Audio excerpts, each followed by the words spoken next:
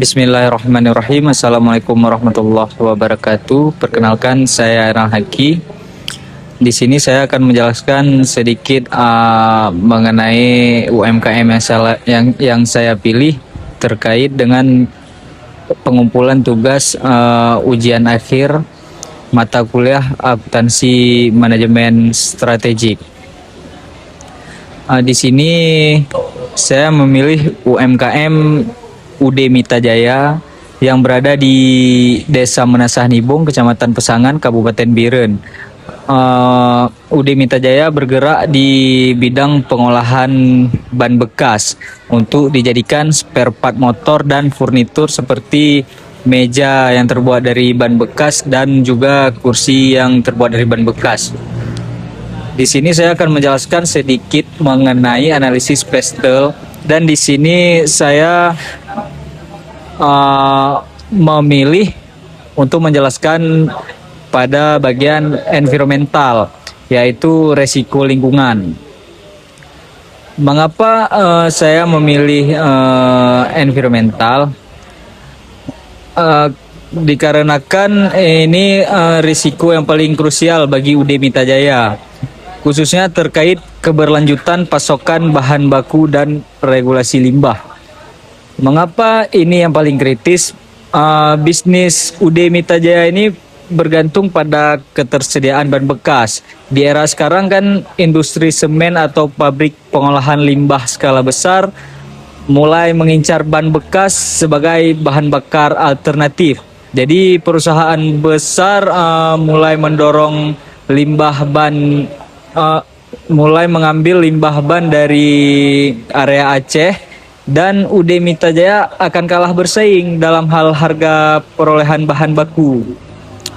Jadi dampaknya terhadap UD Mita Jaya tersebut, kalau pasokan terganggu atau harga bahan bakunya melonjak, margin keuntungan kan akan tergerus habis. Selain itu, karena mereka mengolah limbah, resikonya ada pada regulasi lingkungan yang lebih ketat di tingkat daerah.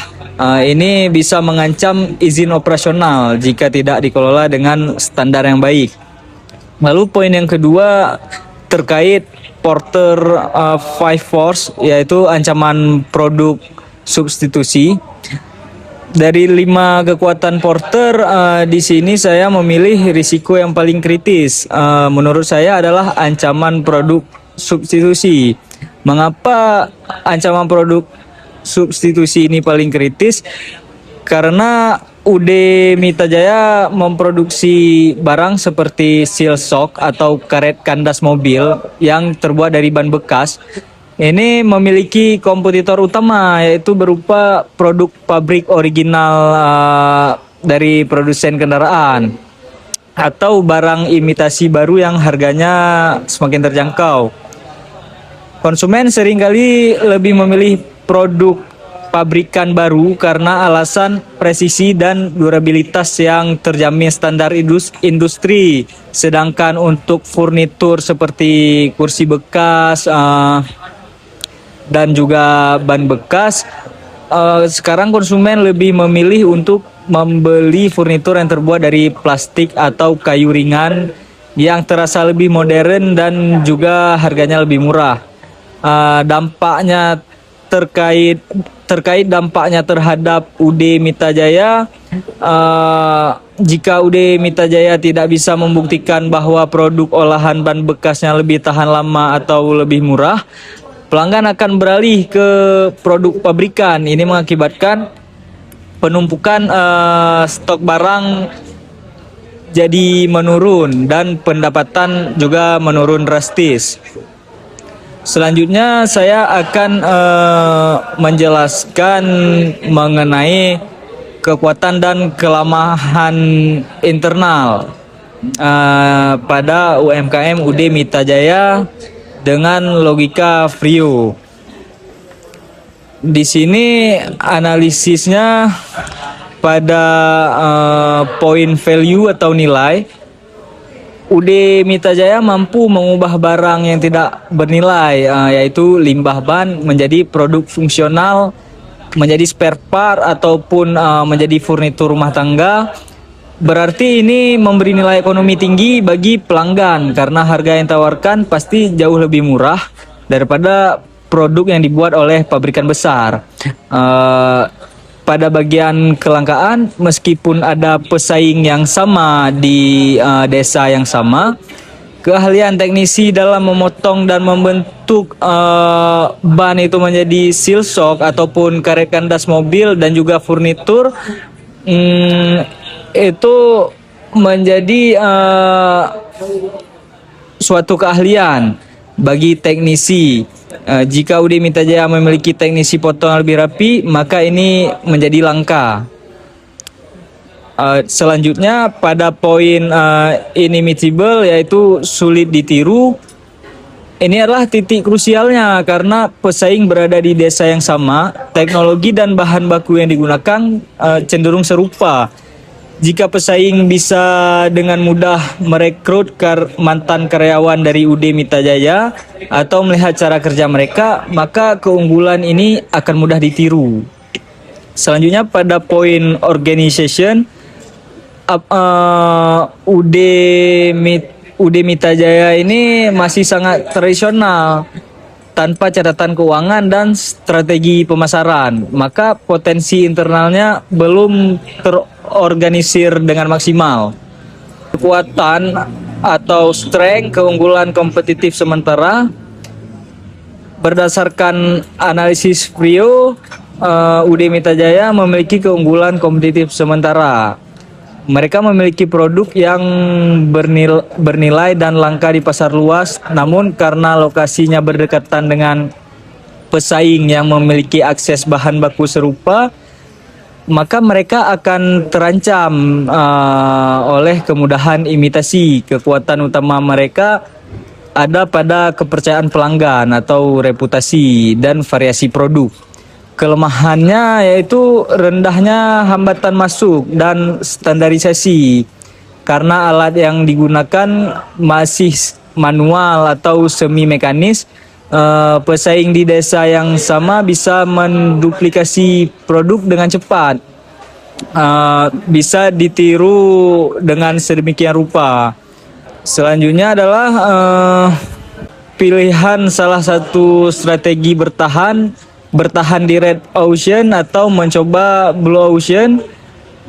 Di sini saya memilih untuk Blue Ocean karena UD Mitra Jaya harus menciptakan ruang pasar baru yang belum dimasuki oleh pesaing di desa Menasanibung tersebut.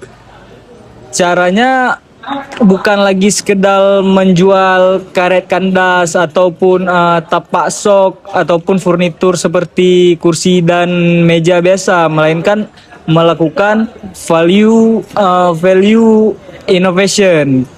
Contohnya tuh UD Mitra Jaya bisa bergeser dari sekedar pengolahan limbah menjadi produsen industri yang memiliki nilai estetika yang tinggi. Mereka tidak lagi menjual ban bekas, tapi menjual desain dan konsep ramah lingkungan, dan mereka dapat menyasar pada kafe-kafe yang ada di perkotaan Biren. Kenapa saya tidak memilih Red Ocean strategi? Strategi Red Ocean bertahan di pasar yang sudah ada tidak dapat dipilih karena beberapa alasan. Yang pertama adalah perang harga, karena ada kompetitor di desa yang sama dengan produk yang identik yang mungkin hampir sama. Bertahan di Red Ocean akan memaksa UD Mitra Jaya untuk terus menurunkan harga demi mendapatkan pelanggan. Dapat mengakibatkan menurunnya profitabilitas. Dan situasi pasar lokal di Kecamatan Pesangan juga terbatas jika hanya mengandalkan produk yang sama dengan pesaing. Dari hal itu pertumbuhan bisnis juga akan stuck. Lalu hubungan Blue Ocean dengan kondisi eksternal dan internal. Hubungan yang pertama adalah lingkungan, isu sustainability. Dan Go Green kan sedang secara global dan nasional dengan mengambil langkah Blue Ocean. UD Mitra Jaya bisa memposisikan diri sebagai eco-friendly brand, yaitu brand yang ramah lingkungan. Ini mengubah ancaman lingkungan seperti regulasi menjadi peluang mendapatkan segmentasi pasar yang tersendiri, yaitu pasar yang mementingkan ramah lingkungan.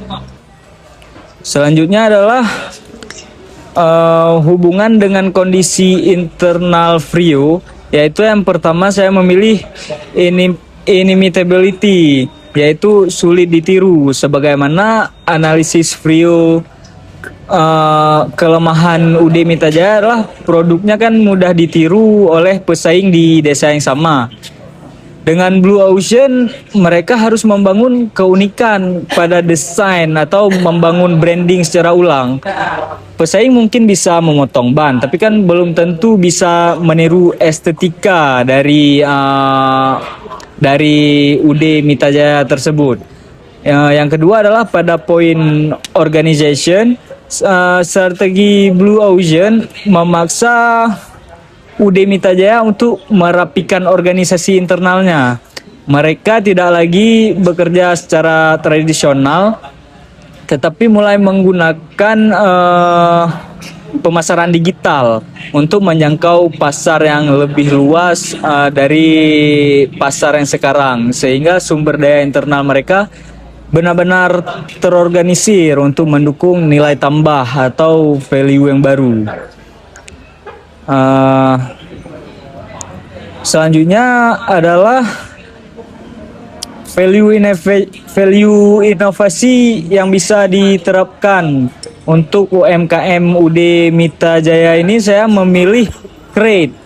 Dari IRRC saya memilih opsi Create, yaitu menciptakan. Elemen ini menantang UMKM UD Mitra Jaya untuk menciptakan faktor-faktor yang belum pernah ditawarkan oleh industri yang sejenis.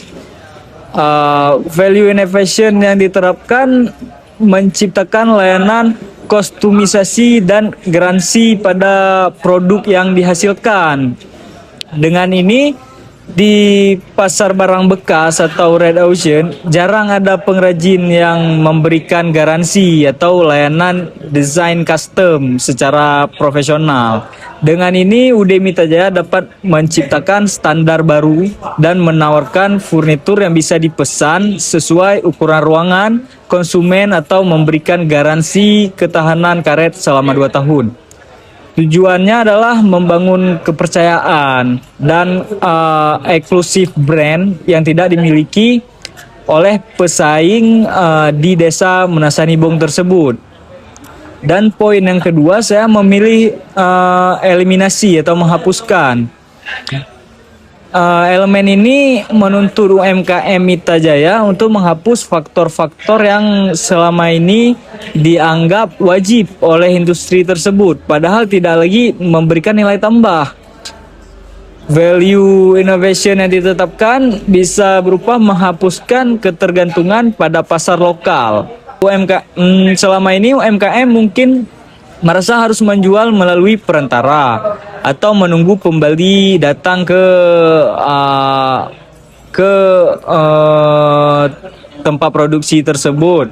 Dengan menghapus model penjualan tradisional ini dan beralih ke penjualan langsung melalui platform digital, UD Mitra Jaya bisa memangkas rantai distribusi tersebut. Tujuannya meningkatkan margin keuntungan dengan cara menghilangkan komisi untuk pihak ketiga dan menghindari tekanan harga yang sering membandingkan mereka dengan pesaing-pesaing lain di desa yang sama.